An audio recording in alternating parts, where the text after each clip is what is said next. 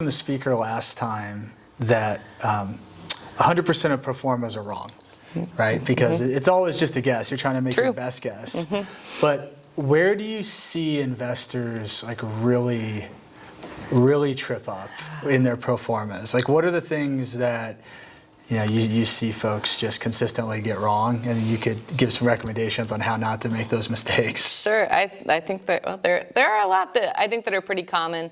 The investors really like to control what they see are the controllables, and obviously payroll is one of those things. Marketing and advertising is another one of those expenses. And I'd say those are the two that we see come in wrong the most often. And I think that make the biggest difference in the ultimate value and income growth that you're going to find in that property. You've got to be able to have talented people on your property. That's why they're the ones providing the service every day. And that's why people stay. They don't really stay because they love the walls that you've given them. But they stay because you have someone that helps you every day, right? So to spend money on that and to understand that it's not just their hourly wage, it's going to also be, the benefits package that they get. And that changes, that's changed dramatically in the last, 5 or 10 years. So I think that's a big place that people try to reduce the amount of underwriting in. And marketing and advertising is another one. People just don't drive by and lease apartments anymore. They used to, 10 or 15 years ago, probably more like 15, they did. They saw your sign and they came in, and it didn't cost much to have a sign. But now, really the bulk of people, even in demographics that you would think they're not as sophisticated or their age or things like that, they really are leasing from you online. And so that's a big place that you've got to be in, and that is costly to be in that arena and be competitive sometimes. So we give good, when we're giving you sort of what we think expenses are going to be, we're going to compare properties that we've managed and in your submarket that run similar and give you that feedback. But those are two places that I often see as far as from an expense underwriting standpoint. And I think the list of things from a deferred maintenance or CapEx standpoint that are wrong. We could be here all night talking about this. So I said just walk the property with them. Have right? someone that you have someone that's proven, and that you learn to trust that they're steering you the right way. Yeah. Just on the marketing thing, because I think that's a great point. What does best practice marketing look like these days? You said it's a lot online, but like where online? Where should folks be spending their money? Sure. So I think we've really there's been a lot of change in that too.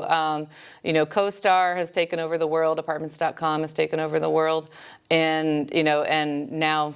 In the last month or so, their biggest competitor may be declaring bankruptcy this year. They're going through some Chapter 11, and so I think it'll be interesting to watch to see where that goes. But we've really been funneling most of our advertising dollars for our clients, into Google and AdWords and SEO management.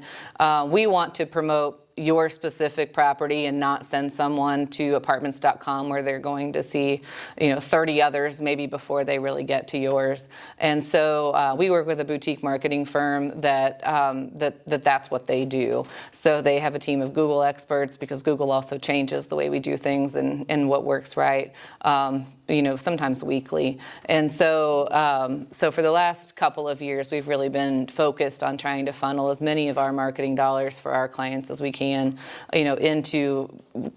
into that sort of organic search, right? And part of that is managing the reputation of your property. We spend a lot of time and focus on that. We use specific products to make sure that we're monitoring the reputation, that we're responding to reviews, that we're encouraging reviews, because that's how we all as consumers are buying right now. And it's no different, for apartments and multifamily. So, and whether that's, the company and the ownership, the property itself, focusing really on that in a holistic way is is incredibly important.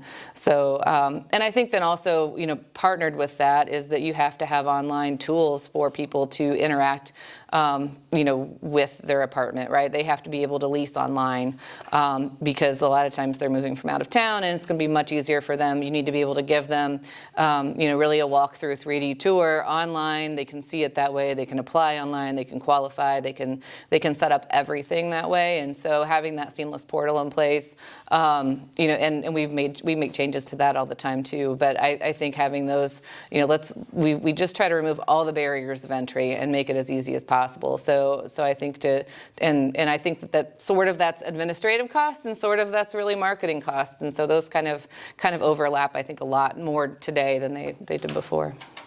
And for those of you that are looking at smaller properties, I mean, there are tools like Cozy is a good one. Buildium, I think, also has a functionality to do some, like you said, the online leasing and things that aren't on a huge platform, but are more affordable. Cozy, I think, is free to the landlord, and it just the tenant pays a small piece. But so it's a great way to get started until you can ramp up into the more advanced platforms. But yeah, I agree. I think the online leasing and bill pay, or rent payment, all those things are extremely important. And I think, in Facebook Marketplace, we use that for our large properties as much as we would a small property. And in some markets, Craigslist is still a viable one. What Craigslist does, even if you think that's not my person, they're not out, shopping for apartments in Indianapolis on Craigslist. If you're posting your property within Craigslist, that's helping to get you more presence in Google, and they like it, and then you're going to get a better result. So some of those things, that are free really work together with the things you're spending on to bring your results up, which is the goal. Awesome. Do you guys have any questions?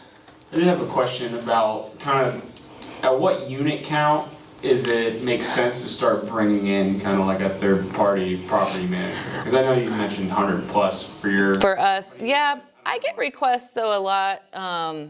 I talk to people a lot who are looking in that sort of 50 to 60 unit range, that are ready to go to third party. And there's another firm in town that I recommend for that. And I don't know what their smallest is that they'll take, but Mark III Management is who I typically send people to that are sort of in that, maybe 50, 60, 70, unit range where you're ready to have someone else manage it, but it can't support, enough staff to really stand on its own. Mark III Management is the name of it? Okay. Mm-hmm. Awesome.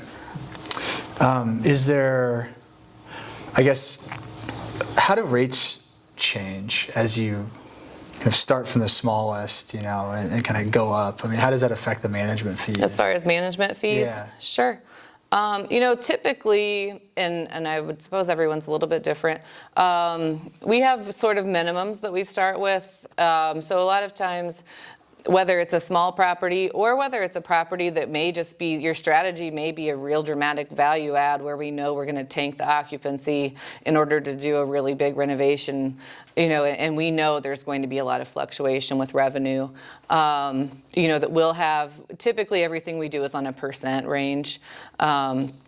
As far as our management fees, but we'll have a floor, that it'll always be this %, except that it wouldn't drop below so many dollars per month, and that's typically how we ride it. With the expectation, if we have to ride in a floor, it's going to be one where we all think the strategy is that we're going to get to where it goes to that percentage and it makes sense. But does it like a 50 unit? What would be like a benchmark rate for like a 50 unit versus like a 75, 100? Everyone's really different. Yeah, I would say, for us, I won't take anything that's less than around $5,000 a month in management fees, which typically translates to at most about 4 to 5%. The bulk of what we do is somewhere in the 3.5% to 4% range, but again, I think I don't know how, because I don't do anything smaller. Right, I gotcha. You know, the smallest I've done around 60 for a client that had a lot of other assets and it made sense, but I haven't gone smaller. Yeah, I think as you get smaller, I think what you can expect is 5 to 6%. A single family is like 8 to 10%. So you kind of then, work within that. So maybe if it's 15, maybe it's more like 8 or 7%, but it goes up. But as you can see, as you scale in units, one of the efficiencies you get is the percent of revenue that's going to property management decreases pretty drastically down to 3%, right, at the top level. And I think, and I would say at whatever level you're at and whatever your, unit count or revenue is, something to really be cautious of. We have a lot of competitors that, maybe they quote a 2.5% rate or a 3% rate on something that I would quote 3.5 or 4. But there are a lot of billbacks and reimbursements, and they're going to charge you. If their marketing person does any work for you, they're going to charge you. If they send anyone to visit your property, they'll charge you. And so I think that's really important too, to really understand what is this rate and what does it get you. Or are they outsourcing? We have a competitor that outsources their accounting, and that's typically the equivalent of 0.5 to 0.75%. So always, without having that knowledge, right? If you didn't ask the question, you would think, I'm going to go with the guy that's charging me less.